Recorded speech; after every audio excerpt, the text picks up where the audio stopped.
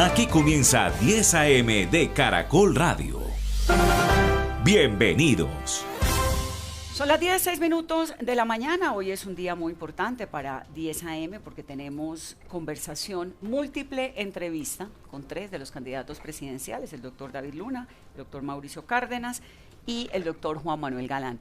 De eso vamos a hablar, por supuesto, en segundos y vamos a hablar con ellos. Ya estamos en nuestro set, todo preparado y los invito para que ustedes se sumen a esta audiencia a través de nuestras frecuencias de Caracol Radio, pero también de las redes sociales.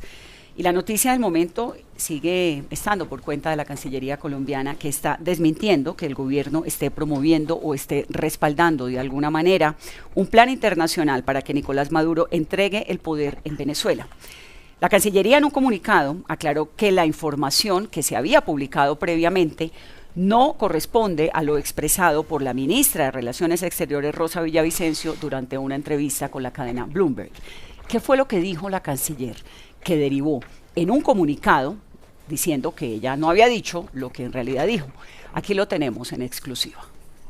¿Hubiera un plan que diera garantías a Maduro de una transición sin en el poder? ¿Usted cree que el presidente Maduro debería considerarlo? Sí, yo creo que de hecho lo ha considerado, que puede haber una salida, una transición donde, bueno, pues él pueda irse sin que tenga que pasar a lo mejor por la cárcel y que venga alguien que pueda hacer esa transición y que pueda haber unas elecciones pues que estén legitimadas con un proceso transparente, pues sería lo más sano y es lo que nosotros decimos y lo que se le está proponiendo y creo que Maduro estaría por aceptarlo.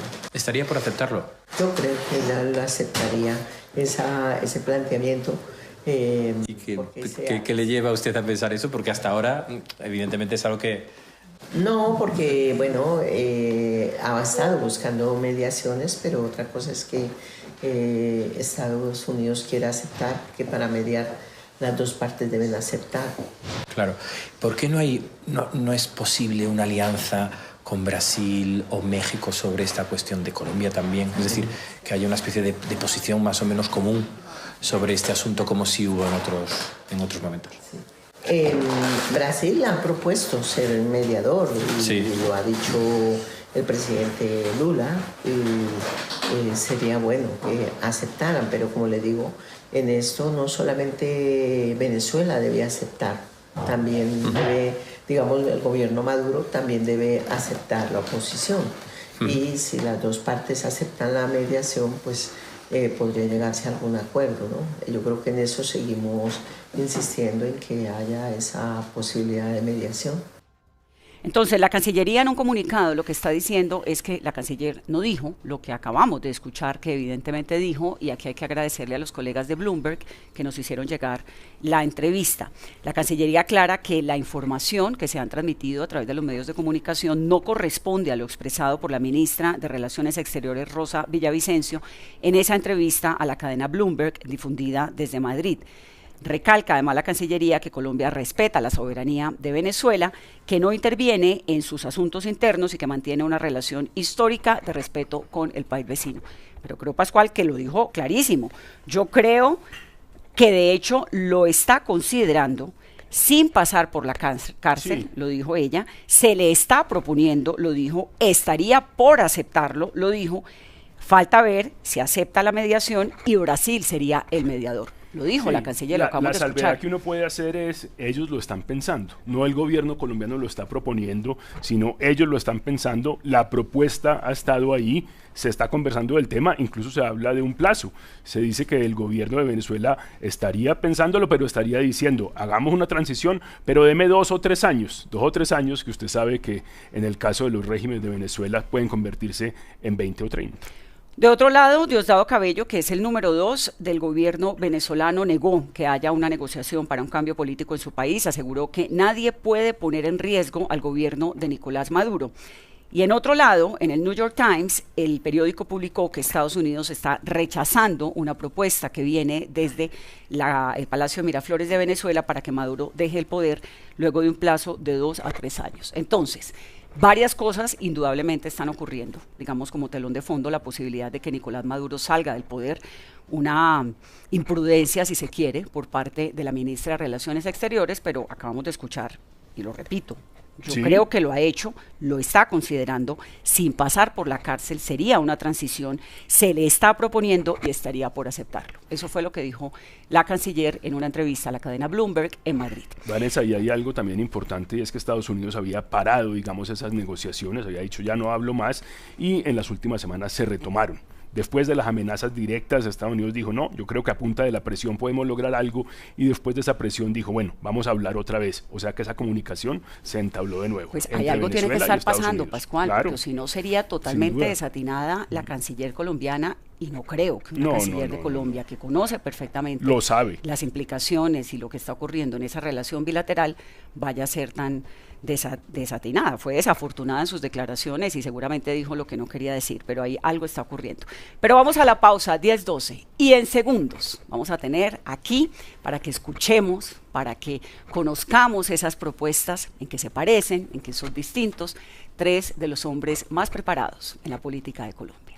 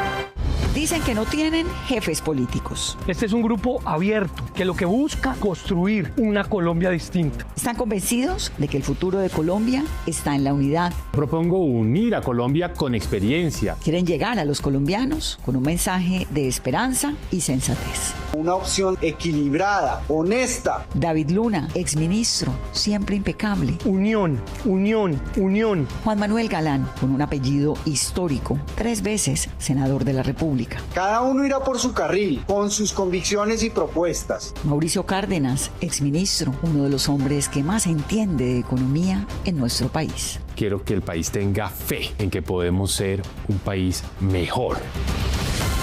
Ellos estarán este jueves 20 de noviembre a partir de las 10 de la mañana en esa conversación que tanto nos gusta, cercana, honesta, espontánea. No se lo pierda por Caracol Radio y por nuestras plataformas digitales. Somos 10 AM, somos Reto Elecciones 2026. Son las 10:18 de la mañana. Me da mucho gusto presentarles a nuestros invitados de hoy para esta conversación múltiple que vamos a tener. Ustedes ya el formato lo conocen. Es básicamente escuchar sus propuestas, saber en qué se parecen, en qué son distintos. Son 3 de los hombres más preparados realmente en la política de nuestro país y me da mucho gusto tenerlos. Arranco con David Luna a mi derecha, precandidato del movimiento Sí Hay un Camino. Fue ministro, fue senador, alto consejero presidencial para las regiones, viceministro también. Además, usted arrancó a los 19 años como edil, ¿no? Como miembro de la Junta de Acción Comunal del Barrio, Sí. para ser más exactos. Vanessa, Pascual, muchas gracias. Caro, muchas gracias por esta invitación y a mis colegas. Muchos años en la política, David Luna. El doctor Mauricio Cárdenas, que también es precandidato del movimiento Unidos Avanza Colombia, fue ministro de Hacienda, fue ministro de Minas, fue director de Planeación Nacional, fue ministro de Transporte, fue ministro de Desarrollo Económico. Una carrera realmente, usted conoce y entiende el funcionamiento del Estado. Gracias, Vanessa, Pascual, Caro. Feliz de estar acá, esta conversación informal de amigos. Qué maravilla estar con David y con Juan Manuel. Así que bueno, listos a las preguntas, a iniciar esta conversación. Colombia necesita esto, Colombia necesita este tipo de unión. Colombia necesita gente preparada también. El doctor Juan Manuel Galán, candidato y director del Nuevo Liberalismo, senador, ex senador y lleva la política desde que toma tetero, ¿no? Sí, más o menos desde que tengo uso de razón, Vanessa, uso de razón. por lado y lado, no solamente por el lado de mi padre, sino por el lado de mi mamá también, Mamá, que ha sido periodista y que ha sido muy política, no protagonista electoral, pero sí. A su mamá la política. tengo ahorita en mi podcast. Viene la semana entrante o la que sigue en Geniales sí y no Mayor. me lo voy a perder. ¿Cuándo La es? entrevisté. ¿Cuándo sale? 90 años. 90 años cumplió este año. No, pero tan impresionante me pareció ella. Genial. ¿Y habló bien de Juan Manuel o no? No, yo no le pregunté por los hijos. Espero que no, porque no hay nada peor que una mamá hable bien de su hijo. Sí, grave. No, Sí, todo lo contrario. La objetividad de las mamás. Yo la Sí, parte la de los objetividad de hijos, las mamás. no me van a creer, pero casi que me la salté porque me parecía que la protagonista era ella. Bueno, ustedes conocen perfectamente el país, lo han visto desde diferentes ópticas, llevan tantos años haciendo política. Estamos hablando de un momento que pareciera excepcional realmente en Colombia. Pero siempre escucha uno que es un momento excepcional, que es que estas elecciones son definitivas, que es que son históricas, ¿no? Estos adjetivos que realmente pues han marcado las contiendas presidenciales. Pero esta vez, doctor Cárdenas, ¿sí hay un momento excepcional para Colombia? Yo no tengo la más mínima duda. Estas son las elecciones más trascendentales. Por una razón, porque creo que lo que está en juego no es un periodo de gobierno, no es el 2026 al 2030, sino es un sistema, un régimen. Si el pacto histórico gana las elecciones y tenemos pacto histórico 2.0, ellos van a tratar de cambiar la constitución. ¿Para qué? Para que con unas nuevas reglas de juego se puedan quedar en el poder. Ese es el golpe de Estado del siglo XXI. Los golpes de Estado ya no son con botas, con fusiles y con tomas de los palacios presidenciales. Son con constituyentes. Cambian la composición de las cortes, de la organización electoral, las reglas de juego de cómo se elige, en fin. A mí me parece que no hay la más mínima duda. Por eso mi mensaje a los colombianos ha sido, esto no es de nosotros los precandidatos frente al país, es todos los colombianos se deben volver actores políticos. Este es el momento de participar activamente en la política, porque lo que está en juego es muy grande. Es un modelo, es un sistema, es una visión de país.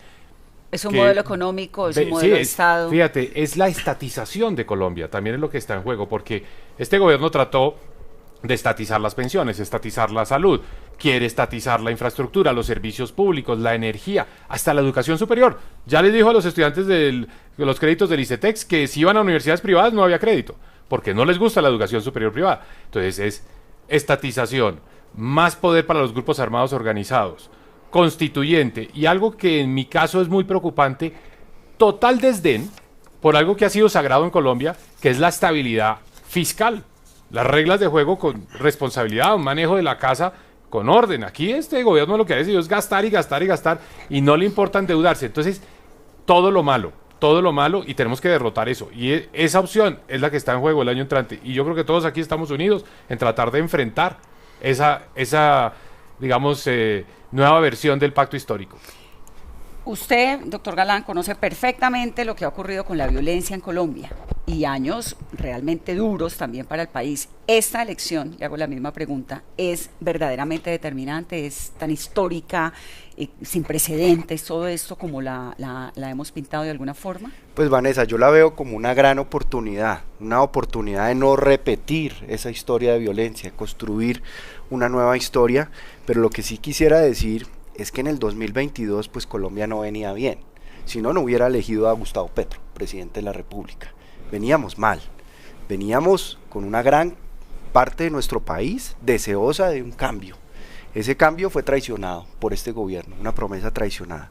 Pero el gran propósito que debemos tener nosotros como unidad es sacar adelante las transformaciones que el país se quedó esperando y que necesita para ser un país menos desigual. Es que tenemos el país más desigual del mundo, sin oportunidades. En los territorios no existe el Estado, no hay conectividad, no hay oportunidades para que la gente pueda avanzar, pueda progresar. Entonces, no solamente se trata de sacar a un régimen y de derrotar a una persona, se trata de sacar adelante con un gran equipo en el gobierno y un equipo en el Congreso de la República las transformaciones que la gente está esperando en todos los temas relacionados con las principales preocupaciones: seguridad, salud, lucha contra la corrupción, manejo responsable de las finanzas públicas, recuperación de la energía para que no se nos apague el país en el 2027, todos esos temas, pero además lo que la gente está esperando, que se quedó esperando y se siente traicionado hoy por el régimen de Petro, que no cumplió esas promesas. ¿Sí es un momento excepcional para Colombia, doctor Luna? Vanessa, yo aterricé anoche en Bogotá, proveniente de San José del Guaviare. Estuve 3 días allá, hablando con la ciudadanía, solidarizándome por el momento que viven, y en efecto ellos dicen, el verdadero cambio era hacer, no retroceder. ¿Por qué? Porque necesitan primero que haya tranquilidad, que haya seguridad para que ese departamento, que es piedra angular del nuevo turismo, pues pueda florecer, pero adicionalmente porque sienten que requieren en efecto unas nuevas oportunidades en digitales, académicas y de gestión de todos los procesos que tienen de, por ejemplo, agricultura. Entonces yo sí creo que estas elecciones son fundamentales, pero son unas elecciones donde nosotros hemos resuelto inspirar, donde nosotros no vamos a dedicarnos a criticar, sino vamos a dedicarnos a proponer. Y acá hay algo que nos diferencia, y es que hemos hecho. Acá no estamos llegando a improvisar. Yo me siento honrado de tener una carrera de 27 años en el servicio público, sin una sola investigación, sin una sola sanción. Para gobernar se necesita experiencia, y acá está demostrada. Pero 2, se necesita visión de futuro, se necesita resolverle las heridas a la gente que sobre todo en la región tiene tan enquistadas. Entonces yo sí creo que nos estamos jugando la democracia, pero uno no puede hacer campaña simplemente diciendo que el otro es malo. Hay que hacer campaña inspirando. Pero ¿cómo entiende uno que un presidente como Petro, que ha sido tan errático en algunas de sus decisiones, en algunas de sus políticas, tenga casi el 40% de apoyo, 37% según las encuestas? 44 en otra. 44 en otras, es decir, bueno, pongámoslo en 40, que tenga semejante nivel de apoyo. ¿No será que ha hecho transformaciones, a propósito de lo que usted decía, doctor Galán, que de golpe no estamos viendo? Pues ahí hay una Colombia que tiene que ser escuchada, y que tenemos el deber y la responsabilidad nosotros de escuchar y de reconocer y de representar y de llevarle a esa Colombia las soluciones y los resultados que está esperando. hay que decir una cosa, si nosotros seguimos enfrascados en un conflicto estéril que no produce desde la política soluciones y resultados para la gente, pues el próximo gobierno puede ser que sea el gobierno que saque al actual régimen de izquierda del poder, pero si no puede gobernar, si no puede sacar adelante las reformas, pues ¿qué hicimos? No hicimos nada, y en 25 años vamos a ser un país pobre y viejo, si no actuamos y si no gobernamos y sacamos adelante esas transformaciones. Entonces a esa Colombia tenemos el deber de reconocerla y de escucharla. ¿Ha hecho transformaciones, Petro, que de golpe no estamos viendo, doctor Cárdenas? Vanessa, ayer estuve en el barrio San Pedro Mártir, en Cartagena, un barrio muy pobre, una invasión realmente, y reuní a la comunidad y les pregunté, bueno, ¿cuántos de ustedes votaron por Gustavo Petro? Y muchos levantaron la mano. ¿Cuántos lo volverían a hacer? Muy pocos levantaron la mano. ¿Qué les ha traído el gobierno de Petro? Muy poco. Además viene una sensación de frustración, pero aquí hay un punto. Esa frustración se traduce en apatía. Eso no quiere decir que inmediatamente van a votar por el antipetrismo, no. Es más bien un desencanto con la política. Hay que volver a enamorar a Colombia alrededor de grandes sueños y sobre todo de este espíritu práctico, con experiencia, con resultados, de que vamos a resolver los problemas. Pero no se puede ignorar una realidad. La desigualdad, la pobreza, los barrios marginados, las dificultades, la violencia. Entonces, por eso yo creo que nosotros también nos diferenciamos de las tesis simplistas de que aquí todo se va a resolver a punta de bala y que todo es cuestión de hablar con contundencia y firmeza y hacer unas puestas en escena. No, esto se resuelve es con capacidad, con resultados, con ejecución, con decir, bueno, vamos a hacer, así como yo hice hace 25 años el programa Familias en Acción, y eso ha sido muy importante para Colombia, necesitamos nuevos programas sociales. Hicimos mucho con las vías primarias, las vías nacionales, con el programa Las 4G. Bueno, ahora le llegó la hora a las vías terciarias. Entonces, ¿qué quiero decir? Las propuestas, las tesis de Petro, las ideas de buscar más equidad, de reducir la pobreza, no están equivocadas, son reales. Lo que pasa es que él fracasó en resolver esos problemas. Aquí estamos nosotros para decir, Colombia ha avanzado, pero tiene que avanzar mucho más. Y eso solo se logra con experiencia. O sea, el diagnóstico de Petro no era malo. No era malo, él se equivocó. Dos errores. Uno, pues la incapacidad de él de ejecutar, falta de método, falta de rigor, falta de equipos. Es decir, no es un líder, es un provocador. Y se equivocó también en un elemento que es muy malo, que es ideologizar todo. Todo pasa por un prisma del dogmatismo. Entonces eso impide el diálogo, la formación de acuerdos. La política es buscar esos consensos. Eso es lo que hemos hecho nosotros a lo largo de la vida. Buscar los respaldos, las mayorías, explicar decisiones difíciles. Uno mismo tiene que ajustarse, cambiar. Así se gobierna. Uno no puede gobernar desde una orilla totalmente ideológica, pensando que tienen la verdad revelada. Gobernar es muy distinto. Y sobre todo gobernar para todos. Creo yo que cuando usted es presidente de un país, pues usted es presidente de todos, de los que lo votaron y de los que no. Así es. Es más, yo, es decir, no quiero monopolizar la palabra acá, pero yo personalmente quiero proponer una plataforma de centro-derecha. Yo soy centro-derecha. Pero ahorita me la Pero lo que te quiero decir es, para gobernar vamos a necesitar un espectro más amplio. Porque ahí va a estar Gustavo Petro haciendo oposición, tratando de ver cómo desestabiliza el próximo gobierno. A mí me preocuparía mucho Colombia gobernada exclusivamente desde la extrema derecha, porque eso es incendiar a Colombia. Necesitamos un gobierno que tenga una visión clara de centro derecha, pero que sea incluyente y que logre recoger la diversidad que tiene Colombia. Doctor Luna, ¿al presidente Petro le han frenado la ejecución y el desarrollo de sus propuestas políticas? Lo primero, Vanessa, es que yo creo que Colombia necesita en efecto diálogo político. Usted no puede bajo ninguna circunstancia estigmatizar o satanizar a todo el que piensa distinto. El respeto por la oposición es fundamental. Ejerza quien ejerza el poder, porque la oposición finalmente es el equilibrio. El respeto por la prensa es fundamental. Uno no puede atacar a la prensa cada vez que denuncia sobre los abusos de un gobierno, cualquiera que sea. Entonces yo sí creo que este grupo de personas tienen diálogo político. Nosotros no acudimos a esas frases y a esas palabras de enterrar al que piensa distinto.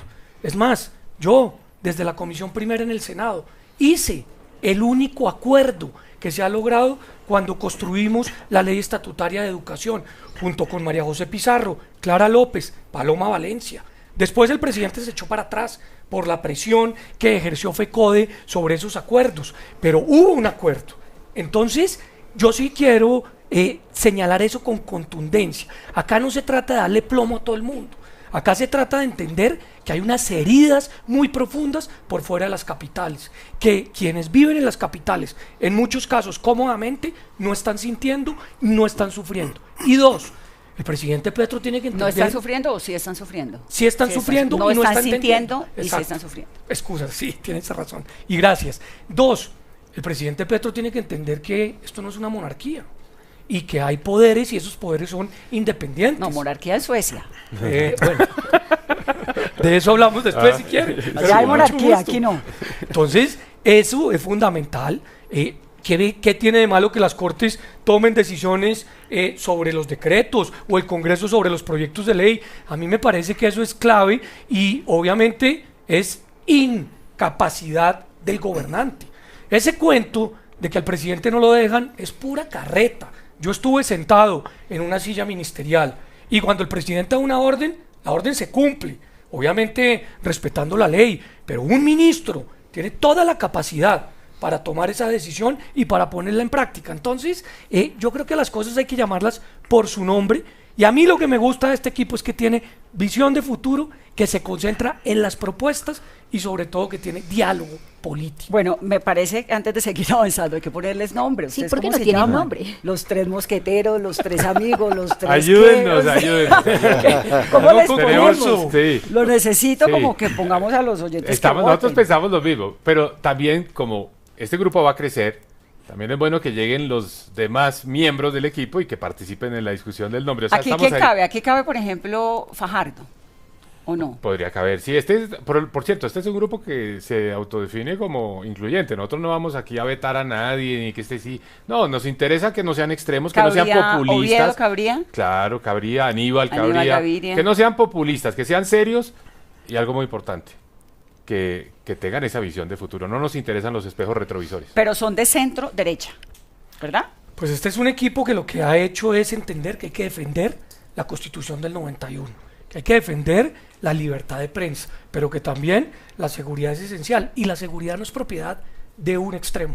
La seguridad es un derecho, como también es la salud. Entonces, nosotros hemos militado en el centro desde el punto de vista filosófico, pero por decirlo de alguna manera, el centro derecha significa empatía, significa tomar decisiones con base en la evidencia y algo que para mí es fundamental, la sensatez y obviamente el sentido común. ¿Un Abelardo Lasprilla cabe aquí?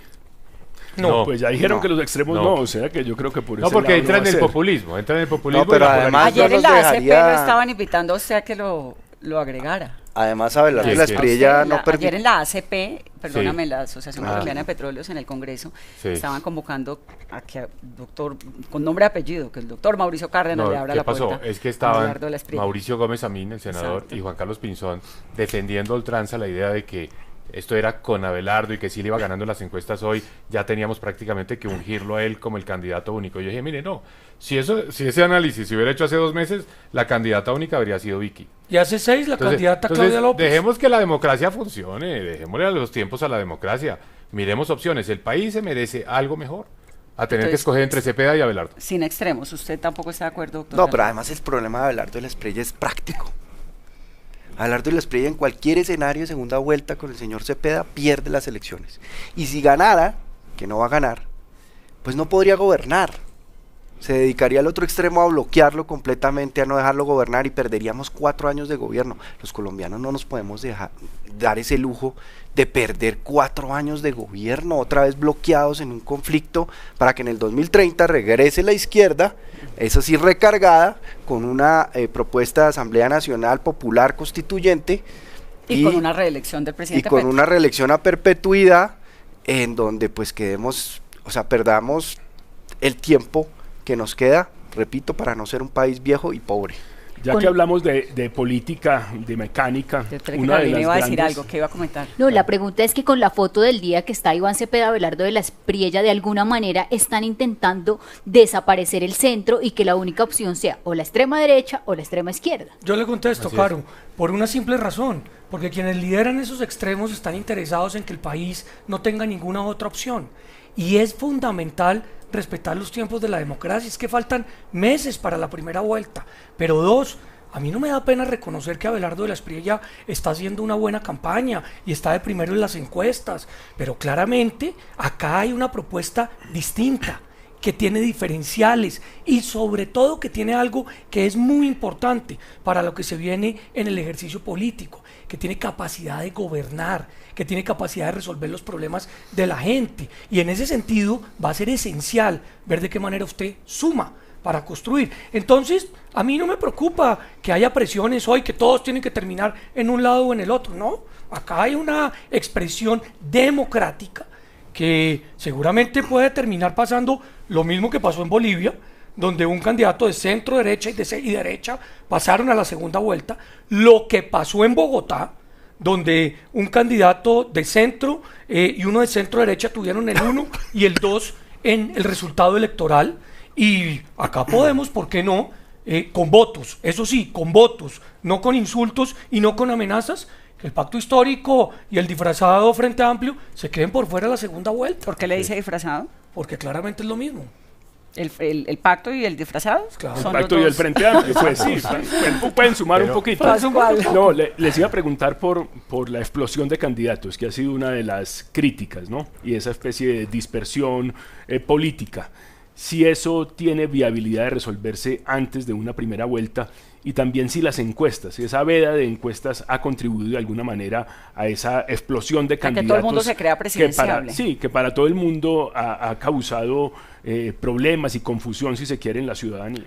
Pues la apuesta del 8 de marzo de una gran consulta, que además es muy importante, porque va a permitir que animemos la votación al Congreso de la República. Es que siempre nos pasa en Colombia que la elección al Congreso pasa de agache, y todo el mundo le apuesta y todo el mundo mira y le pone el foco y el reflector a la elección presidencial, pero resulta que un presidente que no tenga Congreso, que no tenga gobernabilidad, que no tenga capital político para sacar adelante las transformaciones en el Congreso, pues es un presidente que se va a quedar muy corto para responderle a los colombianos en su expectativa de transformación. Entonces, y una oposición que no sea fuerte en el Congreso también. Que sea fuerte y que haga control político, claro. como debe ser. Eso es lo que se busca, una gran coalición en marzo, una yo creo que esa consulta sería muy positiva. Pues no sé cuántos candidatos ni cuántas consultas existan. Yo espero que no haya muchas consultas y que no haya muchos candidatos por consulta, también para que los colombianos puedan distinguir. Hace 4 años tuvimos 3 consultas. Hace 4 años, ¿cómo estábamos en este momento, Pascual? Hace 4 años estábamos muy parecidos que en este momento. Teníamos a Gustavo Petro encabezando, una izquierda consolidada, tenía más o menos 25-35% en las encuestas. Teníamos a un outsider que estaba ya asomando, creciendo. Rodolfo ya estaba segundo. Una portada de semana de diciembre fue Despegó Rodolfo, montado en un cohete, no sé si la recuerdan. Y teníamos a Fajardo de tercero, el centro de tercero. Algo parecido a lo que tenemos hoy. Pero fíjese que Rodolfo Hernández no entró en las consultas. No, ese fue solo. Fue derecho. Ajá. Yo creo que hay unas diferencias, pero estoy muy en la línea de lo que dice Juan Manuel. Esto se va a ir decantando. Bueno, ayer salieron 2 precandidatos, Juan Carlos Cárdenas, Juan Guillermo Zuluaga. Y Juan Guillermo. Esto va a seguir pasando. Además. Buenos. El registrador anunció que había 90 movimientos significativos de ciudadanos buscando las firmas. ¿Cuáles van a conseguir las firmas? No sé. Estuve mirando y estamos 2 de esos. Hay 15 que más o menos se conocen. Lo otro, pues de verdad. David y yo, que ya pasamos cada uno el umbral del 1.000.000 de firmas. O sea, estamos tranquilos de que podemos inscribir nuestras candidaturas. Habrá que ver qué pasa con los demás. Yo personalmente creo, y lo voy a decir con toda sinceridad, no como cálculo político, va a haber 3 consultas en marzo. Va a haber una consulta de derecha, muy marcada en la derecha, hoy dominada por Abelardo.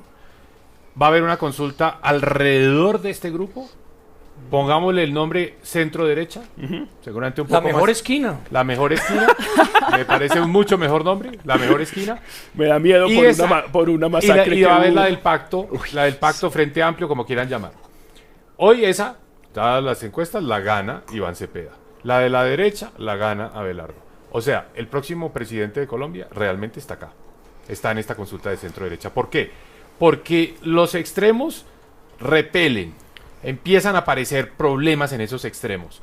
Nosotros aquí, todos intachables, gente seria, gente honesta, gente que tiene una experiencia detrás, que tiene resultados, y el país va a ir viendo que esta es la mejor opción. En ese orden de ideas, por ejemplo... Puede ser también centro-izquierda, ¿no? Podría dice centro-derecha, pero ustedes mencionaron pero Pero si vemos las cifras de las va a ser encuestas. amplio. Pero Sí, a ver un segundo, en ese orden de ideas, por ejemplo, Juan Carlos Pinzón, ¿dónde entraría? ¿En la de la derecha o en ustedes? A ver, a mí me pareció curioso lo que él hizo ayer. Él lanzó un comunicado hablando de un mecanismo para llegar a ese grupo que iría a la consulta. Excluyó a Abelardo. Y a las 2 horas se retractó y mandó un X diciendo que no, que Abelardo sí. Alguien lo llamó a reclamar. Nosotros lo entrevistamos y le preguntamos. Yo ¿Y se qué lo les dijo? pregunté. Entonces, esa es la diferencia. No. En este equipo nadie No hay tiene jefes. jefes. No hay Por eso, Exactamente. pero entonces, digamos, en esa derecha, como para que los oyentes y nosotros entendamos, entraría, pues obviamente Abelardo, entraría Vicky si está, entraría María Fernanda Cabal si entra. No veo a Vicky entraría- allá. No. ¿No? Es que te ¿Dónde voy a la decir ven? una cosa, Vanessa. Yo espero que esté acá. Es que ¿Acá? A mí me de parece los de valiosa allá, Vicky. De los de allá, como ven que eso está jalando mucho para la extrema derecha, de los de allá empieza a haber mensajes de que mejor estar acá. ¿Y quiénes de ese sector los han llamado y que les gustaría estar acá? Que No, podamos yo no voy a hablar anticipar. por no van a ellos. contar quién ha llamado, pero a quién yo no- recibirían Yo de no he allá, hablado por Vicky. ellos. Yo diría, Vicky, sí. el que claramente diga, no soy populista, voy con una posición que no sea polarizante, voy mirando hacia adelante, tengo, digamos, una visión más amplia, no de que todo es bala. Yo creo que con ese tipo de personas se puede hablar sin problema. Pero es muy amplio, porque Es que entonces no es solo Bueno, derecha, a es ver, centro. No, entrémosle, pues, pongamos otra cosa. Obviamente que esté totalmente desmarcado del petrismo. Claudia López. Yo creo que Claudia López es un caso difícil porque por ella uno la ve más tirando hacia el petrismo, hacia la izquierda, pero habrá que ver, hay que ver qué dice, a ver qué plantea. Yo no sé, yo un día le dije, hace como 4 meses, desayuné con ella, le dije, Claudia, esto es de centro derecha. Usted métase en la centro derecha si quiere tener juego, porque si sigue coqueteando con las ideas de izquierda, queda por fuera. Yo no sé ya dónde está. A veces veo como unas actitudes ya como que tratan de acercarse al petrismo, como que ven que allá es donde tiene una oportunidad, pero nosotros no vamos a calificar eso. Alguno que vaya a ir solo, como fue Rodolfo, le ven cara a ustedes que diga, yo no voy a estar en la consulta, alguien que vaya derecho a primera vuelta. Déjeme contestarle una parte de su primera pregunta que era muy importante. La veda de las encuestas. A mí sí me sorprendió mucho que haya coincidido el pacto histórico y la oposición empujando esa ley. Sí. Eso es una ley desastrosa. Y es una ley desastrosa porque no permite que haya opinión y que hayan No, resultados. porque además nos empezaron a mandar encuestas como si le estuvieran Chimbas. enviando a uno algo ilícito. Exacto, pero además otra chimba. Tráfico de encuestas. Claro. Entonces yo sí creo que las encuestas deben tener la posibilidad de hacerse en el momento que quieran, cuando quieran, con fichas técnicas totalmente libres, obviamente públicas, y que se sepa quién las financia. Claro. Eso que pasó el lunes, pues sí deja mucho que desear, que aparece una encuesta y que Financiada por dicen Miguel que Uribe. la financia una campaña que no, pero bueno, yo como creo en las Pero encuestas- está bien decirlo. Sí, Nosotros que lo la digan. publicamos y lo dijimos Que lo de todas las digan. formas. Esta encuesta fue publicada, patrocinada y pagada por el doctor Miguel Uribe. Y eso está bien, pero que llegue a la información al ciudadano. Entonces me parece que esa veda fue desastrosa. Ojalá la Corte Constitucional tumbe esa ley en su totalidad. Que está demandada, ya Está sabe. demandada. Yo Sí, la pero ya demandé. no aplica para estas Ya no elecciones. aplicará Ya. para estas Ya elecciones. el daño está hecho. Ya se fue. En segundo lugar, yo creo diferente al fenómeno de Rodolfo Hernández, que va a haber participación de todos en las consultas, por una simple razón, porque queda absolutamente claro que van a necesitar cada día más apoyos y más uniones para consolidar esa punta. Entonces esas elecciones, como decía Juan Manuel, del mes de marzo, van a ser bastante motivantes, que es en realidad una primera vuelta. Tenemos 3 vueltas, mejor dicho. Exactamente. Correcto. Ustedes los tres, y con esto me voy a la pausa, que tengo que irme a la pausa rápidamente, los tres sí o sí van hasta marzo. Pues ¿Eso lo tienen definido? Esa es mi intención, Esa claramente. es la idea. Esa es la idea, porque además se trata de construir un equipo de gobierno, no solamente con los que estamos acá, sino con otros que vayan llegando, porque es que una persona sola en la presidencia de la República no saca adelante el país. Necesitan ministros, Necesita un directora equipo, DAPRE, y construir un equipo jefe de comunicaciones. es un también. reto grandísimo. ya se está postulando Carolina. Relaciones públicas. Ya me echaron. Ministro de la Igualdad. No, ese se acaba. El ministro de la Igualdad se Terminamos acaba. eso. El Ministerio de la Igualdad se acaba. Y Vanessa Yo diría entonces una- terminará siendo la fórmula presidencial. Ah, sí, ahora. Yo me digo a entrevistarlos, que es lo mío. Eso que dice Caro es muy importante porque, mire, esta fue una conversación muy fácil. Fue un Zoom, un domingo en la noche. Ustedes. Nos pusimos de acuerdo. 30 minutos. 30 minutos, pero 2. acá también nos pusimos de acuerdo en que va a ganar alguien. Y ese alguien no es un mesías. Ese alguien es una persona que necesita equipo, que necesita apoyo. Y acá estamos listos a cargar la maleta, a dejar en el perchero el ego.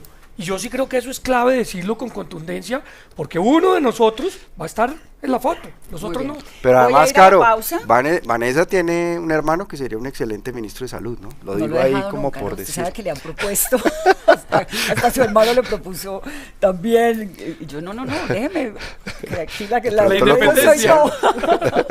Voy a ir a la pausa rápidamente, regresamos en segundos.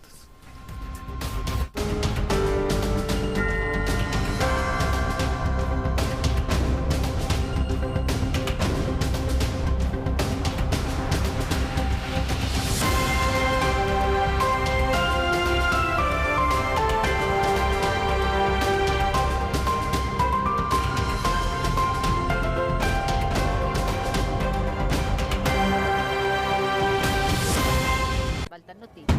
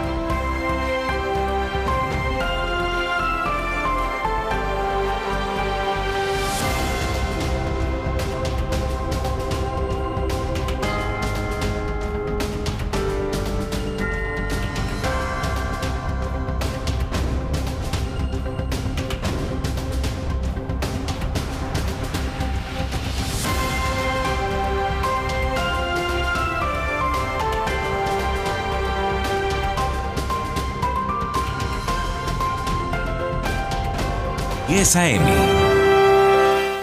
10:53 minutos de la mañana. Todavía no los hemos podido bautizar porque no son solamente 3, por lo que estoy viendo en esta conversación. Ya dijeron que sin teniendo. jefe, que sin jefe, Vanessa, por ahí puede ir, por ahí pueden buscar. ¿Los sin jefe? Que no tienen jefe, no, pues no exactamente ese, pero con esa característica por ahí podrían buscarlo. Pues a mí me parece que son muy interesantes realmente. Estamos teniendo la posibilidad de conocerlos, no solamente en sus propuestas, que ya vamos a entrar en eso, sino la manera como se han articulado y lo que piensan del país, lo que piensan además de los otros candidatos, dónde se ubican ideológicamente, al doctor David Luna, al doctor Mauricio Cárdenas y a Juan Manuel Galán.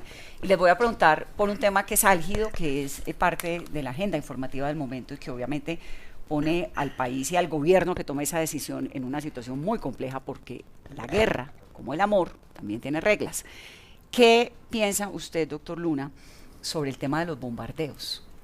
Tenemos 15, 17, no sabemos exactamente cuántos niños que han fallecido, que de alguna manera el gobierno trató como de bajar esa noticia, pero la Defensoría del Pueblo hizo un trabajo muy interesante exponiéndolo, ya lo sabemos, pero además si uno mira la historia de la guerra en Colombia, pues lamentablemente aquí tantos menores de edad han fallecido en bombardeos. Y si usted llega a ser presidente, le toca enfrentarse a una determinación de ese tamaño. Vanessa, hay algo clave, y es que era como la ventaja del Estado y del gobierno en esta guerra. Mucho tiempo esa fue como una de las ventajas estratégicas contra la guerrilla, y ahora parece que estos grupos han logrado parar eso de una forma increíble, y es poniendo a los menores ahí. Claro, pero además con un bloquear componente, esa posibilidad. La gran pelea, una de las grandes peleas que se dio Petro en su momento como senador, fue contra, el ministro Botero. En su momento tuvo que renunciar precisamente por un bombardeo en el cual fallecieron 7 menores de edad. Y ahora Petro, que está en el poder, está enfrentando esta polémica. ¿Cuál es su posición, doctor Luna? Vanessa, le decía que ayer estuve en San José del Guaviare y todos coinciden en decir que es clarísima la estrategia de los criminales de tener escudos en cabeza a los niños para ser intocables. Y eso es lo único que están haciendo, reclutar y reclutar menores de edad. Un delito que internacionalmente es altamente sancionado y que en el ordenamiento colombiano sigue siendo un delito común. Entonces, primer tema, hay que ir tras ese delito. Segundo, acá Mordisco, Calarcá, el ELN, no pueden seguir echando el cuento que ellos están en las armas por el poder. Esos son unas bandas de traquetos, mafiosos. De acuerdo. Están dedicados única y exclusivamente a la coca y al oro criminal. Y ayer ya se ve con unas gravísimas consecuencias, por ejemplo, en Chiviriquete. Entonces hay que entender que usted tiene que atacarlos frontalmente, entre otras, desligándolo del tema del delito político. Ellos les gusta el delito político porque saben que pueden lavar la plata y pueden terminar con unas condenas muy pequeñas. Ahí no hay ningún tipo de sedición. Usted tuviera que ordenar un bombardeo con la posibilidad de que haya menores de edad en ese campo, ¿lo haría? Pues después de un trabajo de inteligencia y obviamente de ejercer todo el mayor control para poder sacar a los niños del conflicto. Pero obviamente va a ser muy difícil acabar con esas estructuras si no se utilizan esas figuras. Si no se utiliza un bombardeo, doctor Galán. Lo primero que hay que tener es estrategia, y el 7 de agosto tiene que acabarse la paz total. No puede haber más negociaciones de tipo político con organizaciones criminales ligadas al narcotráfico. Tenemos que recuperarle la movilidad a la fuerza pública. Tenemos de los 19 MI-17, que son los helicópteros columna vertebral del transporte de tropa, solo 5 están operativos. Y los Black Hawk por el estilo. Y los Black Hawk por el estilo, y los Arpía, que son los mismos Black Hawk artillados de la Fuerza Aérea, también están parados, pero además hay un contrato de mantenimiento que no se ha podido ejecutar, que tiene toda clase de cuestionamientos. Nos estamos gastando $4.000 millones en unos aviones supersónicos de combate que no responden a las prioridades y las necesidades de seguridad territorial que tiene el país. O sea, hay que adelantar una estrategia integral con recuperación, presencia del Estado territorial, conectividad, Estado social en el territorio. Eso es lo único que va a prevenir el reclutamiento de los menores, de los niños, y tener una estrategia para ir a la ofensiva. Bombardeo sí, pero con estrategia, con doctrina, con una estrategia integral. Procesos de paz, de negociación, nada. Procesos de sometimiento a la justicia. Ni siquiera el ELN. Es que uno es lo que hace y no lo que dice que es. Y el ELN puede decir una cantidad de cosas, pero lo que hace es extorsionar, secuestrar, atentados contra los oleoductos que impactan el medio ambiente, desplazamiento, asesinatos, masacres, atentados terroristas. Entonces lo que son una organización terrorista, una organización criminal. Y mafiosa. Y mafiosa doctor también. Bueno, a ver, permítanme ser un poco más directo y más franco, porque aquí estamos hablando de Gustavo Petro, etcétera, pero el tema son las elecciones del año entrante. ¿Quién es el amigo de Santrich? ¿Quién es el amigo de Iván Márquez? Segunda Marquetalia. ¿Quién le interesa negociar con alias Calarcá? ¿Quién le interesa sentar a la mesa a Iván Mordisco? Es Iván Cepeda. Esta es la opción real, no es Petro, es la opción. Esta es la reencarnación. Pero es lo que nosotros tenemos que derrotar en las urnas. No sé si lo dejamos que haga ese ¿No? proselitismo o no, Carolina, porque a los otros que han venido no los hemos Bueno, dejado. no sé. No, puede seguir respondiendo la pregunta pero lo que sin quiero- necesidad de mostrarnos la Sí, porque pareja les con la tengo casi foto que- de Iván es que no Cepeda. había visto que Simplemente usted- que nos Bueno. diga, no, Vanessa, Le metió el gol. Me metió el gol y no pero me lo di que quiero cuenta. decir es no, esto. Iván Cepeda es el candidato de las FARC, es lo que usted está Lo que, queriendo lo decir, que no doctor quiero es el Cárdenas. cartel y todo eso No porque importa, me... no importa, el mensaje es el mismo. En el gobierno de Iván Cepeda, obviamente se mantienen las negociaciones con todos esos grupos armados organizados, que han sido un caos. La muerte de los 17 menores es producto de la paz total. ¿Por qué? Porque es el enfrentamiento entre Calarcá y Mordisco, allá en el Guaviare. Que Es eran la de la lucha por el misma territorio. estructura Y los dos FARC. usan a los menores como escudos. Esto no es el Estado contra ellos, es ellos contra ellos para ver quién controla el negocio de la droga. Y eso es producto de una política muy mala, introducida por Petro y que seguramente Iván Cepeda va a mantener, que es entregar el territorio a unos grupos que van a aprovechar todas las ventajas que da el gobierno para lucrarse, para ganar, para tener más espacio, para tener más negocios, metiendo a los menores ahí. Entonces, ¿qué voy a hacer yo como presidente? Obviamente levantar esas mesas, retomar el control del territorio y, por supuesto, usar toda la tecnología. Bombardear, por supuesto. Hay que tener cuidado, hay que usar toda la información, todas las posibilidades de información satelital, de detección de personas, en fin, para que las operaciones sean lo más seguras posibles. Pero nosotros tenemos que ir a retomar el control del territorio. Pero punto número 1, acabar con la vagabundería de la paz total, que lo único que ha hecho es darle ventaja a ese tipo de personas que en el fondo lo que hacen es destruir nuestra sociedad, eliminar la confianza, que el país se sienta inseguro. Eso es lo que está generando la paz total. Bueno, voy entonces a ir a la pausa, son las 11 en punto de la mañana, regresamos en segundos.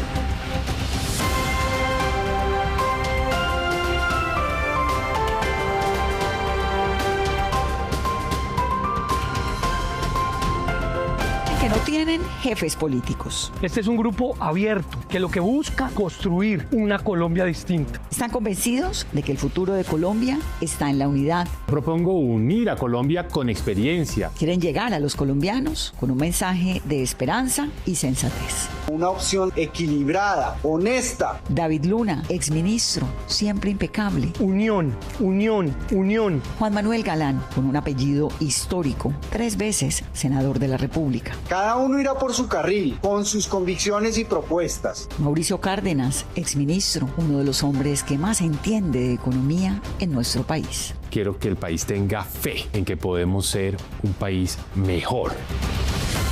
Ellos estarán este jueves 20 de noviembre a partir de las 10 de la mañana en esa conversación que tanto nos gusta, cercana, honesta, espontánea. No se lo pierda por Caracol Radio y por nuestras plataformas digitales.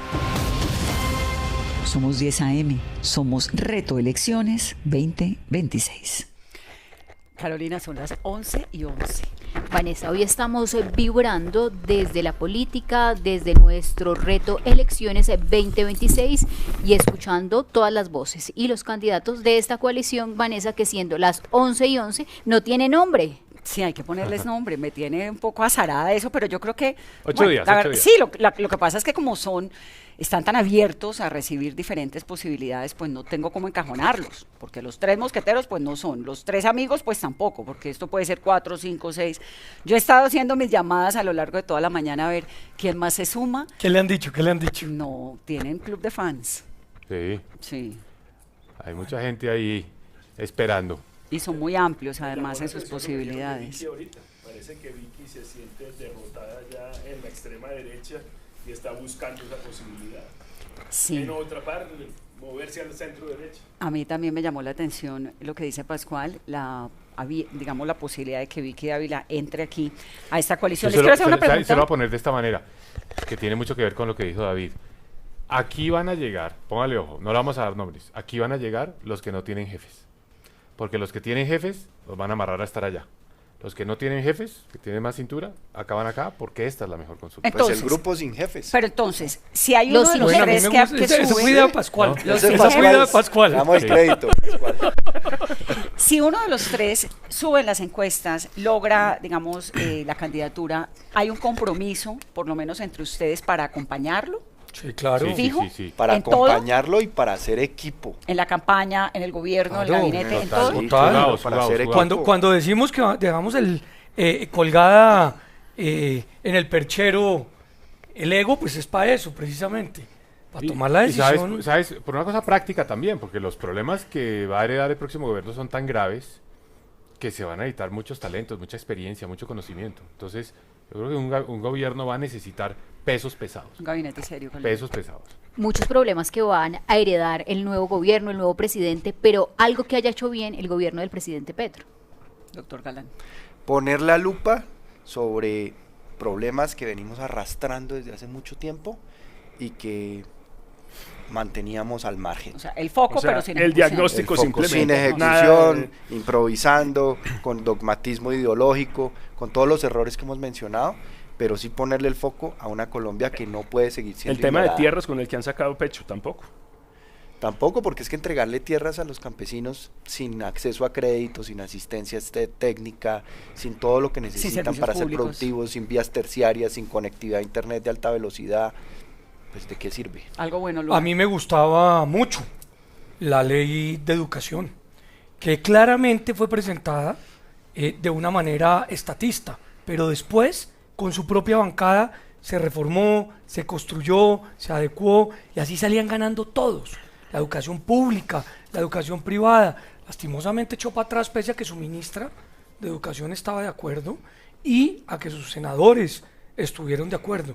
La educación es un derecho y hay que de verdad materializarlo. Y yo creo que cuando lo presentó quería hacer eso, pero otra vez falló y para atrás. Y fíjese lo que pasó. La ministra de Educación en su momento hace el acuerdo, lo negocia, saca la ley, se opone FECODE y el presidente obviamente objeta la ley y saca a la ministra. Sacó a la ministra. O sea, es una cosa absurda, es un gobierno muy disfuncional.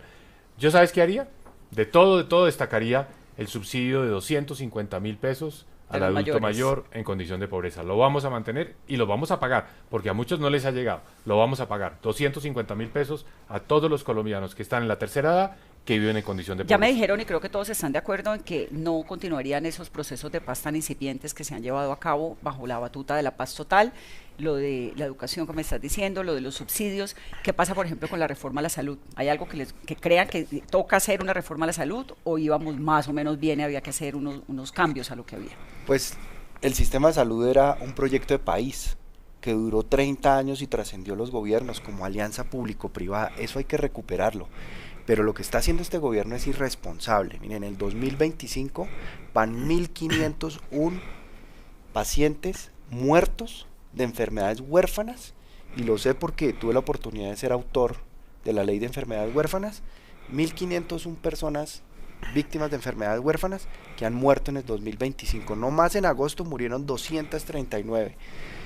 Más de 600.000 quejas por interrupción en los tratamientos, entrega de medicamentos. Esa tiene que ser la prioridad: atender a los pacientes, entregarles los medicamentos. ¿Pero se necesita una reforma? Se necesita una reforma, claro que sí, porque el sistema venía con deficiencias y con errores. Por ejemplo, entregarle la Superintendencia de Salud a los políticos para intervenir EPS y robarse descaradamente esas EPS fue un error que no es de este gobierno, viene de gobiernos atrás.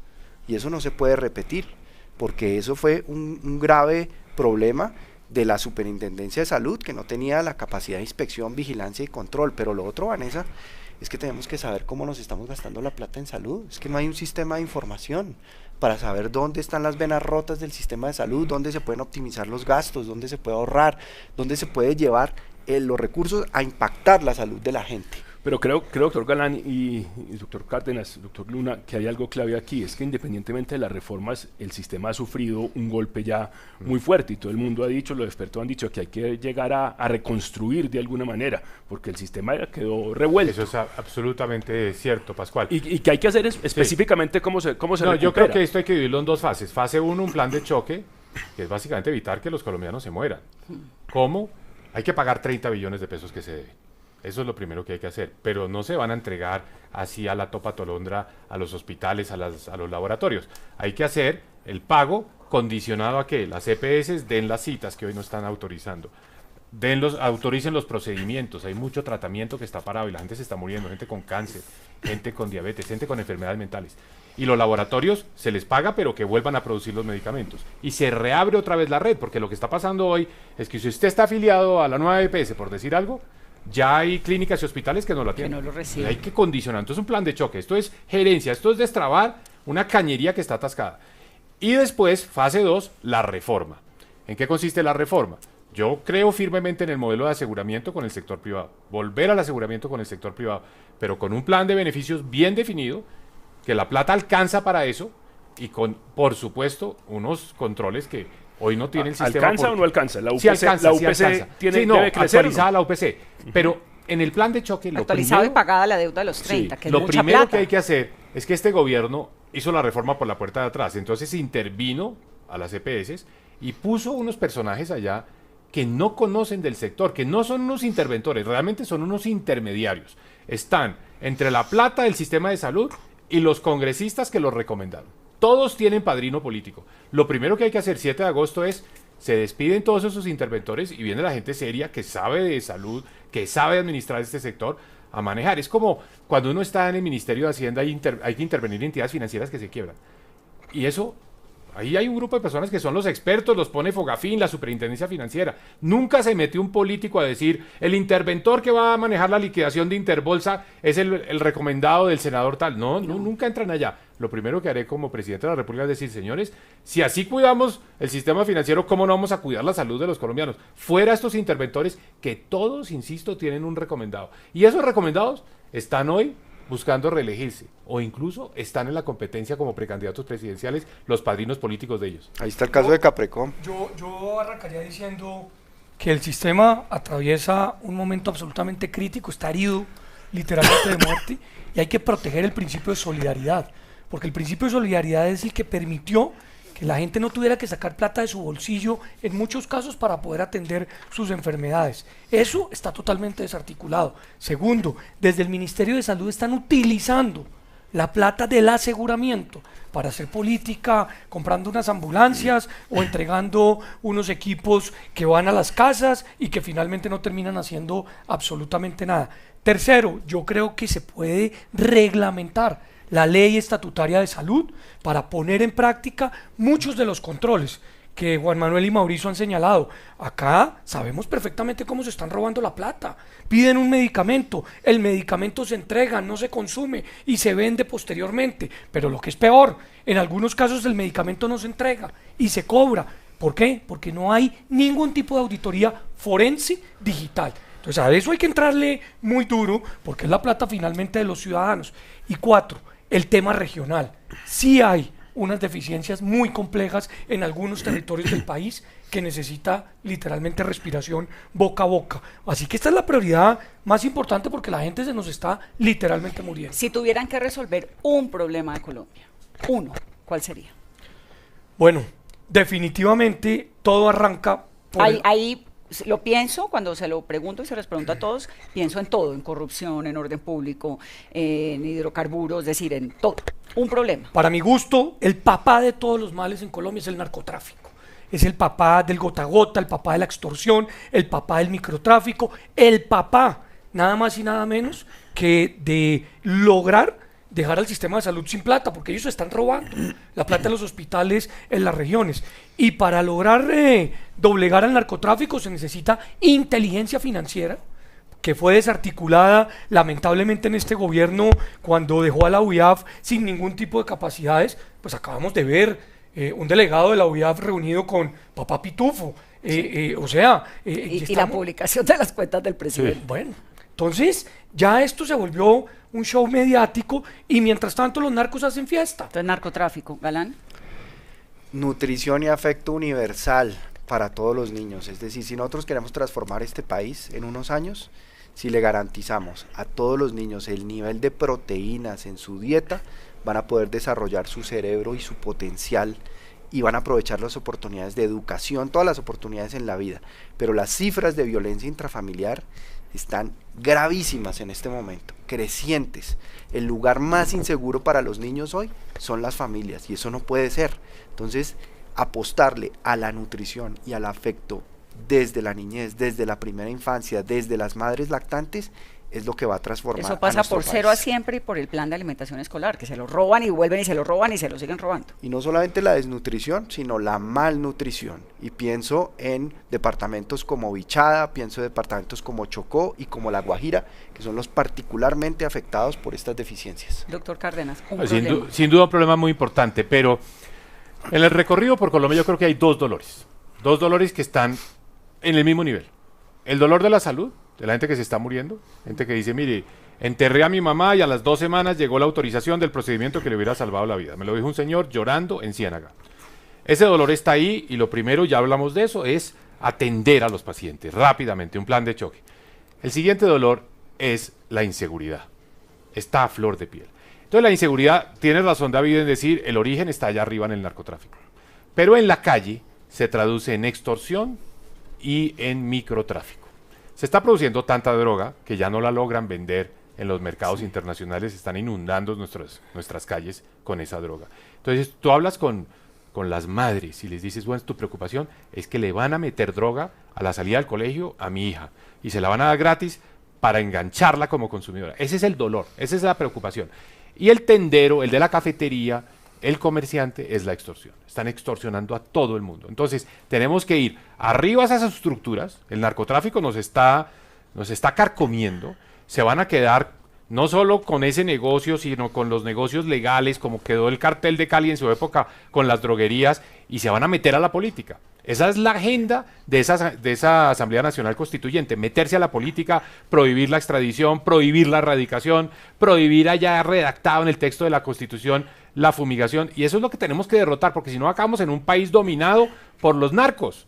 Es que estamos al borde de pasar para allá. Es que estamos produciendo 30 veces más cocaína de que la que se producía cuando Pablo Escobar. Entonces, ese problema arriba hay que resolverlo. Eso es fuerza pública, eso es volver a erradicar, eso es extraditar, eso es tecnología, drones, eso es bombardear los laboratorios, los cristalizaderos. Pero en las calles de Colombia Tenemos que acabar con ese microtráfico y con esa extorsión. 70% de la extorsión viene de las cárceles. Y esto en manos del IMPEC no lo vamos a resolver.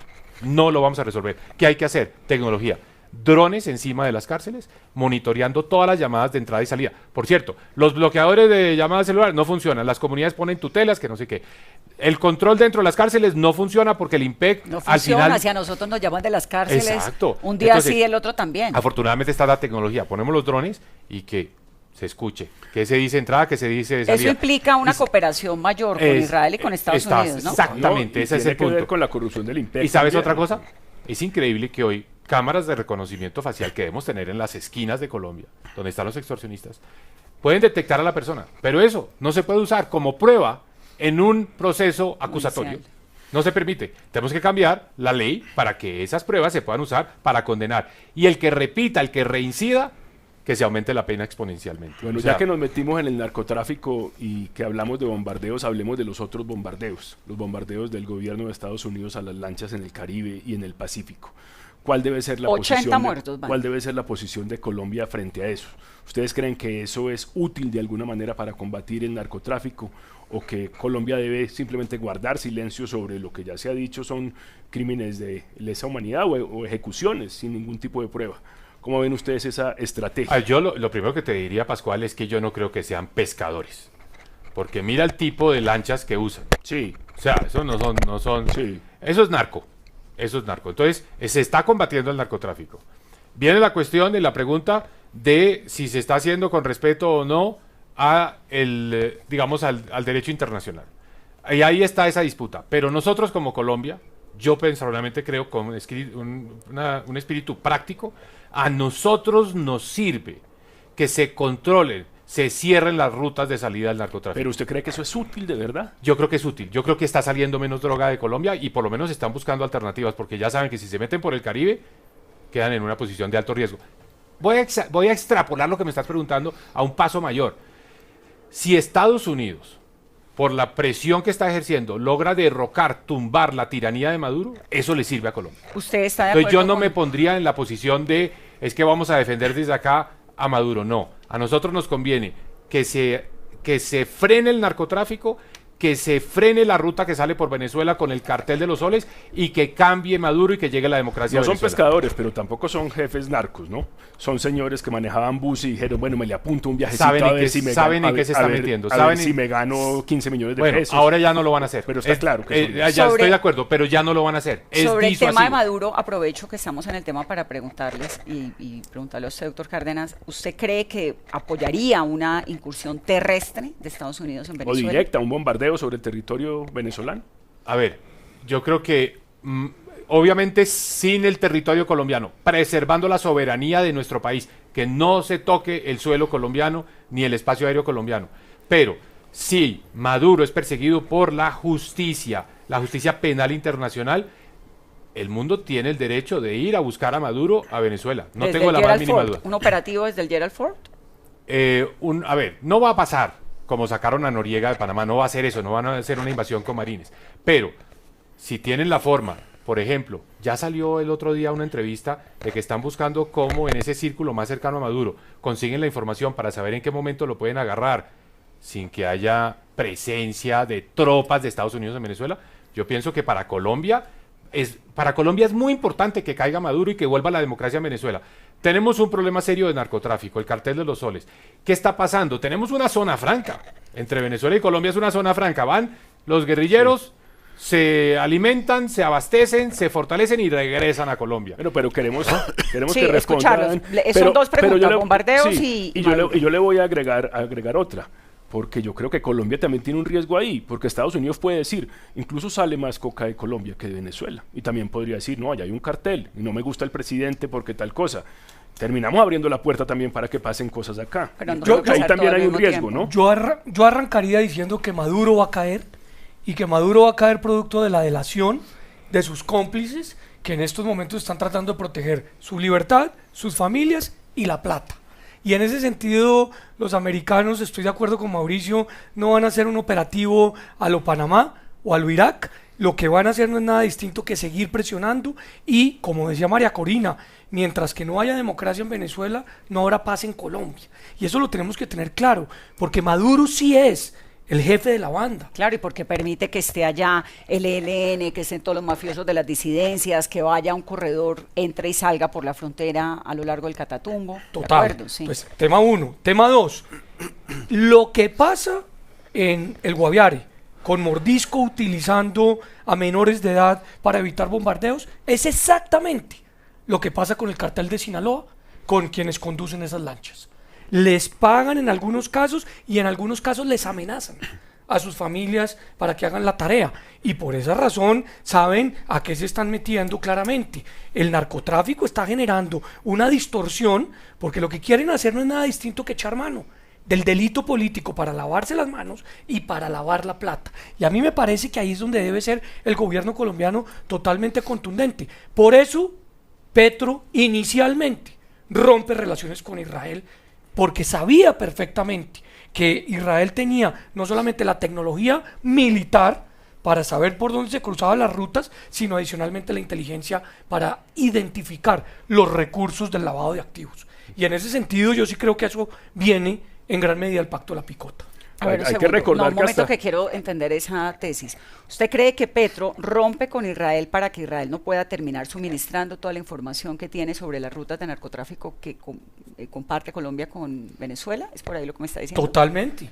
Yo estoy absolutamente convencido que cuando nos sacan a nosotros del Sistema Internacional de Inteligencia Financiera, con ese documento que usted recordará, publicaron con el objeto de dar la discusión del famoso Pegasus, lo que buscaban era que Colombia fuera expulsada. ¿Para qué? Para que no haya información. Para que no haya información y para que esa plata se esté lavando. Yo hice una miniserie que va en 2 capítulos que se llama Narcos.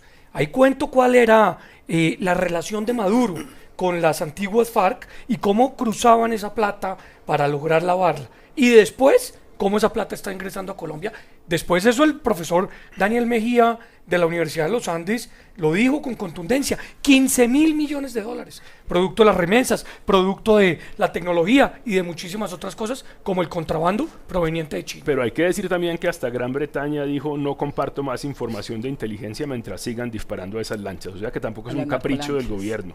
O sea, desde otra parte se mira también de una manera distinta. Me falta, Luna, la parte de si usted cree que debería haber una incursión de Estados Unidos para derrocar a Maduro. No, yo no creo que vaya a haberla.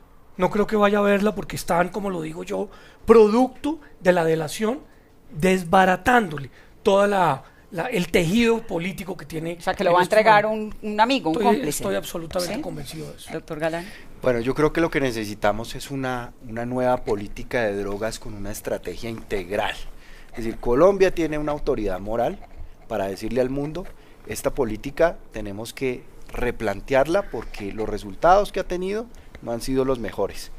Parte de ese replanteamiento es enfrentar al narcotráfico donde le duele, que es en los eslabones duros de la cadena, que es los cristalizaderos, que es la interdicción, fortaleciendo la estrategia Orión de la Armada Nacional, que es una estrategia exitosa, es una estrategia que debe Colombia poner sobre la mesa para el Caribe y sobre todo para el Pacífico. Terminar la base de Gorgona, que es una base de la Armada Nacional que va a permitir hacer interdicción, pero también proteger todo ese ecosistema alrededor de Gorgona, que inclusive Julia Miranda, nuestra representante a la Cámara, exdirectora de Parques Nacionales, respalda esta iniciativa porque es una iniciativa que protege el medio ambiente.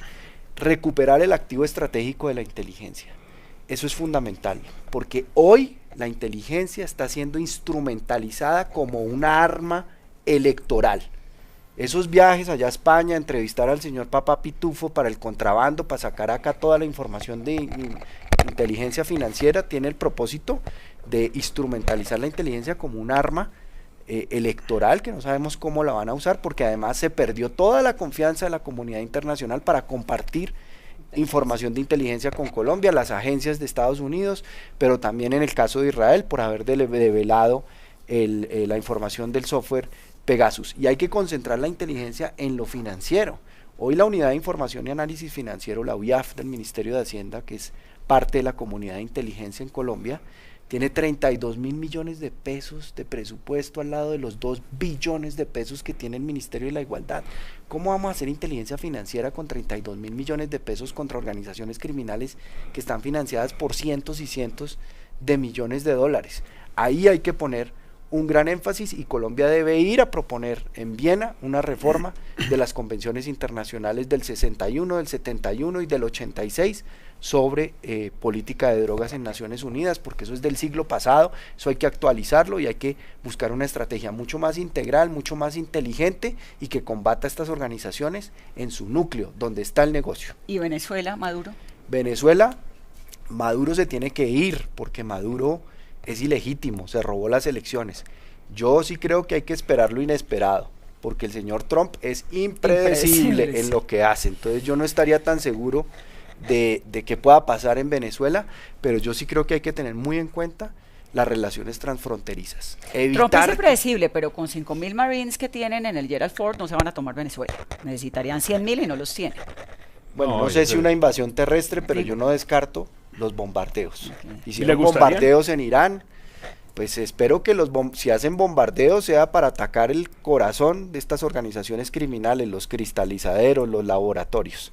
Eso creo que pues sería un golpe a esas estructuras del narcotráfico, pero lo que sí hay que evitar de parte de Colombia es el cierre de frontera, porque yo he estado en Cúcuta, hace una semana estuve en Cúcuta, y el peor escenario para un comerciante en Cúcuta es que cierran la frontera legal, porque igual por todas eso esas se van las trochas y el sí, contrabando y la criminalidad y todo lo que ocurre cuando se cierra la frontera. Entonces, desde Bogotá hablar es fácil, pero hay que ir allá al territorio, a Cúcuta, a la frontera, para también tener en cuenta las realidades que ellos afrontan.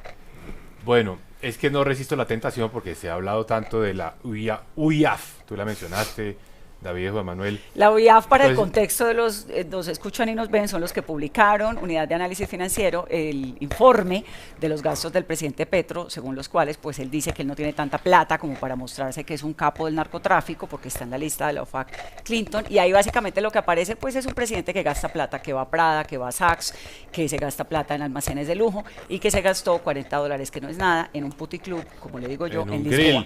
Pero ahorita hablamos de eso, para ubicar a los clientes. En una whiskería. La UIAF hace parte del Ministerio de Hacienda, entonces yo dirigí esa entidad durante 6 años. ¿Para qué la utilizamos? Ahora que ustedes la mencionan, me viene a la cabeza que tuvimos una colaboración con la OFAC, que es la contraparte en el Departamento del Tesoro en Estados Unidos, para encontrar todas las transacciones de Alex Saab con la cual fue acusado en la justicia de Estados Unidos. ¿Por qué? Porque se estaban robando la plata de los mercados, unas cajas de alimentos que daban en Venezuela, las CLAP, que él era él era la gente que contrataba esos alimentos, vivía en Barranquilla, a Venezuela llegaba una fracción de la plata, la mayor parte de la plata se quedaba acá. Nosotros armamos el caso. Con ese caso la justicia de Estados Unidos acusó a Alex Saab. Entonces, ya que estoy hablando de Alex Saab y del trabajo que hace la UIAF, que era el trabajo para perseguir el delito, para perseguir a los criminales, pues yo no puedo sino deplorar que ahora se utilice la UIAF primero como un escudo del presidente para él tratar de defenderse frente al hecho de que lo metieron a la lista Clinton. Es decir, mire mis transacciones financieras. ¿Cómo estará desesperado que tuvo que mostrar lo de el gasto en ese puticlub en Lisboa? Es un desespero. La UIAF hoy está por fuera del sistema, que es un sistema interconectado de intercambio de información financiera, porque Colombia rompió al revelar una información que era privada, que era lo del Pegasus. Entonces, ¿para qué hay que utilizar la UIAF? Para perseguir a los criminales, como Alex Saab. Y para eso está el monitoreo sobre todas las transacciones financieras. Pero hoy lo van a usar, como está usando toda la inteligencia del gobierno. Para defender al presidente. Para defender al presidente o para ver a quién van a acusar. Es un instrumento que tiene el gobierno a su favor. Entonces, ojo que las elecciones del año entrante van a ser unas elecciones muy difíciles. La cancha desnivelada por cuenta del gasto público, todo este exceso de gasto que tiene el gobierno, que es básicamente órdenes de prestación de servicios, que es una forma de inducir a la gente a votar por el pacto histórico. Al que le dan un contrato de eso, le piden que traiga 10 votos. Pero tiene mucha plata el gobierno. Mucha plata. Además, si van a vender. Los grupos armados organizados que hoy hacen que en mínimo 100 municipios de Colombia sea muy difícil ir a hacer campaña y que haya elecciones. De hecho, el pacto histórico en esos municipios le fue muy bien en su consulta interna hace 3 semanas. Y por último, la inteligencia. la información que van a tener a través de todos los organismos. Entonces aquí hay una cosa preocupante. Mi mensaje a Colombia es, ojo, por el hecho de que este ha sido un muy mal gobierno, que ha dado malos resultados, no quiere decir que esté derrotado. Tenemos que trabajar todos, todo colombiano debe volverse actor político. Entre todos tenemos que derrotar a esa posibilidad de que el pacto histórico se quede en el gobierno. Entonces, este es un trabajo no de candidatos y el resto del país. Su responsabilidad no es salir a votar el 31 de marzo del año entrante o el 8 de marzo o el 31 de mayo. No, ese es desde ya activarnos todos porque la amenaza es grande. Informarse, saber quiénes son los candidatos. Hay gente muy buena, gente que conoce el Estado, que conoce el gobierno, saber si realmente usted que nos está escuchando, nos está viendo, quiere que los años venideros sean como estos que hemos vivido o quiere un gobierno distinto. Es decir, la democracia implica eso, que uno vota por el que le guste y por el que no, pues no. No importa quién le guste, pero tiene que tener suficiente información y no vender su voto, porque esa es la diferencia entre lo que puede pasar y no. Por favor, no armar plan, por favor, no armar plan para ir al Mundial de Fútbol el año entrante en plena selección. No. Bueno, quiero hablar, ayer entonces con Gustavo hablábamos sobre lo del presidente en este Menage Strip Club. Yo quiero confesarles que a mí inicialmente no me pareció tan grave. Yo dije, no, pues que el presidente vaya y vaya donde quiera. No, ¿por qué le va a decir a una persona si puede ir a un sitio o no puede ir a otra? Vaya, el que le gusta el bar de mala muerte, más allá de ser un tema de mal gusto, pues no sé, que vaya. Pero luego cuando empecé a elaborar mi argumento, lo cambié por completo porque finalmente es el mandatario de un país que es el principal productor de cocaína en el mundo, que tiene unos retos tremendos en términos de abuso sexual. Aquí hay que ciudades podría como tener a unas Cartagena, como colombianas Medellín, en trata de blancas allá guardadas, exacto. Entonces Además, todo es un eso mientras problema lo hablaba dije, es gravísimo. Es un problema de seguridad nacional. ¿Por qué? Porque Pues le dan porque algo y el presidente de la República es el comandante supremo de las fuerzas militares, tiene acceso a inteligencia, a información reservada y no se puede exponer a una situación. Pero solo no está, él tiene su sistema de seguridad. No importa, pero si consume sustancias y pierde la conciencia y revela información que no debe revelar, eso es un tema delicado de seguridad nacional. Y no es la primera vez, acuérdense que en París se perdió 2 días. Claro, pero es que aquí sabemos en dónde estuvo. Sí, claro, porque no nos han mostrado la cuenta de los gastos en París. Pero también es un problema para el país anfitrión, o sea, Portugal, que le tiene que dar seguridad, que vaya supuestamente en una visita oficial, Francia. No, deja muy mal parada a Colombia. Colombia necesita un presidente del que se sienta orgulloso, que dé ejemplo, que sea un presidente trabajador, trasnochador, en trabajo, que esté dedicado a resolver los problemas de Colombia. No que se meta a un bar, sobre todo un bar donde lo que hay es que yo decía, imagínense como si viniera Pedro Sánchez, el presidente del gobierno español, o que viniera cualquier presidente de cualquier lugar del mundo, y resulta que es que el señor termina en la whiskería. Pues no. ¿Se acuerda? Bonito no se ve. ¿Se acuerda cuando vino Obama a Cartagena, que los de la seguridad de Obama se metieron en los... Pues Dania. Pero ahí fue porque no le pagaron a Dania la cuenta. Pero imagínense que hubiera sido el presidente. El riesgo para la seguridad de Obama. En Cartagena fue en la Cumbre de las Américas 2010, si no me equivoco, por Dania. 2011. Por Dania y sí, porque no le pagaron y se fueron de rumba para... Cuando se analizan esos casos, Vanessa, yo creo que siempre hay que tratar de analizarlos a la inversa. El del megáfono.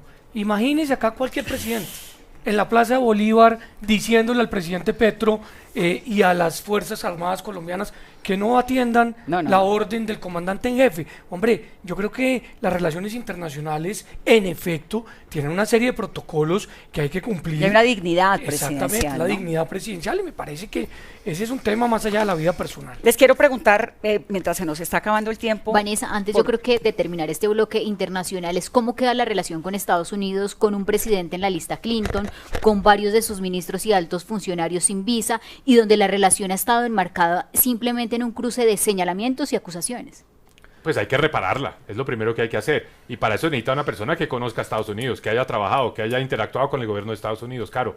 Y, aquí tenemos experiencia, aquí sabemos cómo hacer eso. Es decir, yo he sido profesor en la Universidad de Columbia, investigador en Brookings, presidente de las asambleas del Banco Mundial y el Fondo Monetario, y negocié con Trump y su primera administración el ingreso de Colombia a la OCDE. O sea, esto no está para improvisar. Las relaciones con Estados Unidos no son para un principiante, para que llegue a aprender en el cargo, porque eso hay que activarlo el primer día, sabiendo, entendiendo bien cómo funciona la gente en Estados Unidos, cómo funciona el gobierno de Estados Unidos, y obviamente yendo allá a defender la posición de Colombia, pero a obtener la máxima colaboración y cooperación posible de los Estados Unidos. Yo creo que es importante, Caro, tener presente que hay detrás, que a veces eso a la gente o no se le cuenta o no se analiza. Estamos hablando de 500.000 familias cafeteras que en un golpe por un arancel pueden literalmente terminar perdiendo su empleo o sus cultivos. Lo propio en el tema de la flor, lo propio en el tema del aguacate. O sea, las relaciones internacionales no pueden ir al vaivén de la actividad política, de la actividad del mandatario de turno y mucho menos del ejercicio ideológico. Y vuelvo y repito, es fundamental entender que acá lo que está de por medio es el bienestar de los colombianos. Brasil y México son dos países que tienen presidentes de izquierda. Pero han manejado eso entre Lula y Sheinbaum. Bien. Súper bien, ¿no? Digamos, saben perfectamente con quién están lidiando, la importancia comercial que tiene esa relación. Tienen cancillerías profesionales, tomaron la determinación de no firmar el memorando de la ruta de seda, siendo ellos gobernantes de izquierda, porque saben perfectamente cómo debe manejarse el tema diplomático. Acá lo que se requiere es lo propio. Diplomacia. Las relaciones internacionales no pueden tener ideología. Tienen que responder a esas realidades del interés del pueblo colombiano, que es el 30% de nuestras exportaciones dependen del mercado de los Estados Unidos. El gran poder que tiene Estados Unidos es el poder de su mercado, de poderle comprar los productos a todo el mundo. Pues de hecho lo está haciendo el actual presidente Trump con esa guerra de tarifas que se ha desatado.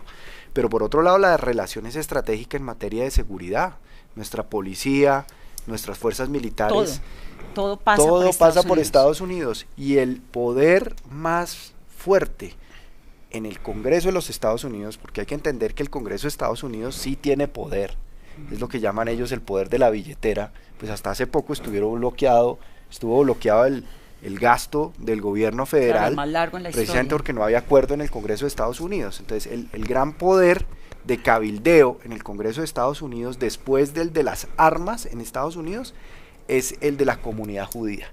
Y nosotros tenemos que restablecer las relaciones diplomáticas con Israel si queremos tener un impacto en el Congreso de Estados Unidos con los republicanos y con los demócratas para recuperar una relación fluida, independientemente de lo condenable que es lo que ha pasado en Gaza, del genocidio, de lo que ha pasado con las víctimas de ese conflicto, que es un conflicto que lleva muchos años, de lo que fue el ataque de octubre terrorista de Hamas en contra de Israel.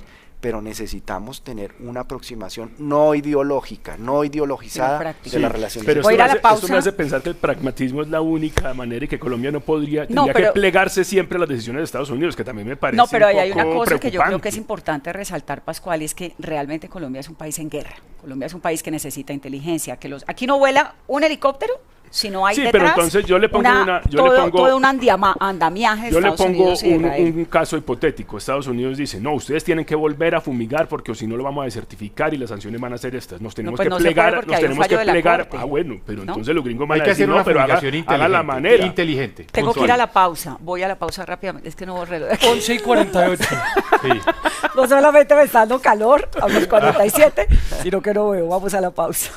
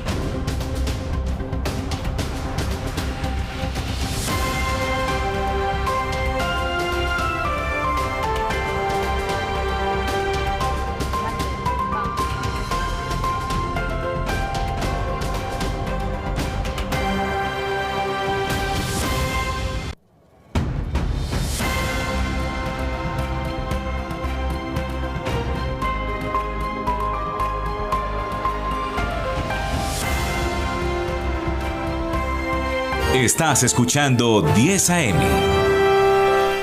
11:53, se nos acabó el tiempo, pero no los puedo despedir sin decirles dos cosas. Primero, gracias por haber venido, por explicar, por argumentar, por contar, por debatir, por todo. Me parece importantísima la voz de cada uno de ustedes y ojalá tengamos la posibilidad de volverlos a tener y poderlos seguir escuchando. Tiene cada uno como 15 segundos para una reflexión final, doctor Luna. Vanessa, muchas gracias. Yo creo que sí es posible regresarle la dignidad a la política. Hacer política en el entendido que hay que servir y no que servirse. Y yo por eso he hecho una campaña personificándome como un adulto de 80. He hecho una campaña pidiéndole a los expresidentes que dejen de pelear. Y algo muy importante, represento un centro emberracado, un centro que no es pendejo, un centro que no es débil, que tiene posiciones firmes y claras, pero sobre todo soluciones a los problemas. Y yo por eso creo que hay que inspirar y acá hay visión de futuro. Doctor Galán. Mi compromiso, Vanessa, con el país es trabajar en equipo. Este país solo lo sacamos adelante en equipo, un equipo confiable, estable, un equipo que mire hacia adelante, que nos saque de este anclaje en el que estamos en un conflicto estéril que no produce resultados y soluciones desde la política para la gente, comprometidos para sacar adelante las transformaciones que el país necesita para ser un país moderno y un país justo. Doctor Cárdenas. Bueno, mis 30 segundos son con un mensaje para Abelardo. Que no puede sacar esas cosas. Abelardo, salte del estudio. Todo es muy producido. Estás detrás de la cámara. Vente al debate. Da la cara. Esto no es rugiendo. Esto es resolviendo. Esto es poniendo de presente cuáles son las fórmulas. ¿Quieren que les arme un debate? Invite a Abelardo. Claro. Mira la entrevista de semana. Cuando les llegan a los temas de fondo ya no es rugiendo. Dice, lo voy a revisar, lo voy a estudiar, vamos a ver, voy a ver cómo organizo. No. Venga al debate. Ven, te invitamos. No has salido a ninguna parte, no has estado con nosotros en ninguna parte. El país necesita saber y va a darse cuenta que tú no tienes las fórmulas, que son puros eslogans. Necesitamos un presidente que no sea echar balín.